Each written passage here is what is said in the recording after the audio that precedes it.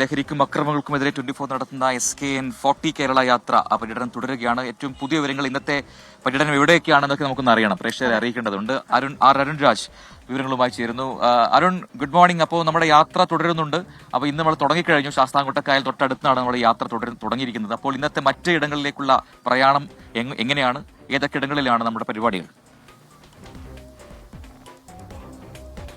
Very good morning Prajin, Anuja, എല്ലാവർക്കും good morning. എന്തായാലും ശാസ്താംകോട്ട എന്ന് പറയുമ്പോൾ ആ തടാകങ്ങളാൽ സമ്പന്നമായ ഏറ്റവും ശക്തമായ ഏറ്റവും ശുദ്ധജല തടാകമാണ് ശാസ്താംകോട്ട.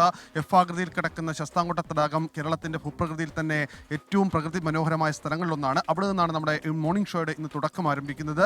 തുടർന്ന് നമ്മൾ ഇവിടെ നിന്ന് ചുറ്റുമല വഴി മൺട്രോത്തുരുത്തിലേക്ക് കടക്കും. മൺട്രോത്തുരുത്ത് കൊല്ലം ജില്ലയുടെ ഏറ്റവും പ്രധാനപ്പെട്ട ഏറ്റവും കൂടുതൽ അവശത അനുഭവിക്കുന്ന വിഭാഗങ്ങളുള്ള കരയിലേക്ക് കടൽ കയറിക്കൊണ്ടിരിക്കുന്ന കായൽ കയറിക്കൊണ്ടിരിക്കുന്ന ഇടങ്ങളിലൊന്നാണ്. ആ മൺട്രോത്തുരുത്തിൽ ജനങ്ങളുമായി സംബന്ധിച്ച ലഹരിമുക്ത പരിപാടികളും ക്യാമ്പയിനും അവർക്കൊപ്പം അണിചേർന്നുകൊണ്ടായിരിക്കും അവിടെ നിന്നുള്ള യാത്ര ആരംഭിക്കുന്നത്. തുടർന്ന് അഞ്ചാലുമൂട് നീരാവിൽ ഗ്രന്ഥശാലയിലെത്തി അവിടെ നമ്മുടെ ലഹരി വിരുദ്ധ ക്യാമ്പയിന് ജനങ്ങളുടെ പിന്തുണ, സാംസ്കാരിക പ്രവർത്തകരുടെ പിന്തുണ അവിടെ വെച്ച് തന്നെ ഉറപ്പാക്കും. അവരുടെ വലിയ ഐക്യദാർഢ്യം അവിടെ ക്രമീകരിച്ചിട്ടുണ്ട്.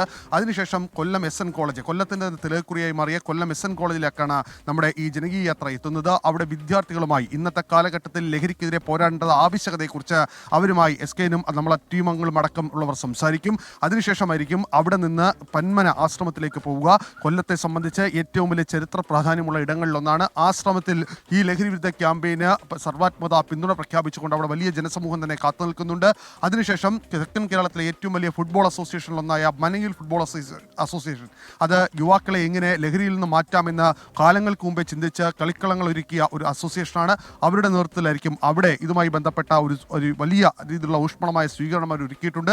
ഇതിനുശേഷം ചക്കുവള്ളിയിൽ ഒരു മഹാസദസ്സ് തന്നെ ഈ പരിപാടിക്ക് പ്രഖ്യാപിച്ച് അവിടെ ഇന്നലെ തന്നെ വലിയ രീതിയിലുള്ള ക്യാമ്പയിനുകളടക്കം നടത്തിയതാണ്. ഇതിനുശേഷം നമ്മൾ അവിടേക്ക് എത്തുമ്പോൾ ഈ ക്യാമ്പയിൻ കൂടുതൽ ശക്തമാകും. അവിടെ നിന്ന് ഇളമ്പള്ളൂരിൽ SKനെറ്റ് പ്രൈം ടൈം ഷോയോടാണ് ഈ ഇളമ്പള്ളൂരിൽ ഈ യാത്ര അവസാനിക്കുന്നത്. കൊല്ലം ജില്ലയുടെ പര്യടനം ഇന്ന് പൂർത്തിയാവുകയും തുടർന്ന് പത്തനംതിട്ട ജില്ലയിലേക്ക് കടക്കുകയും ചെയ്യും.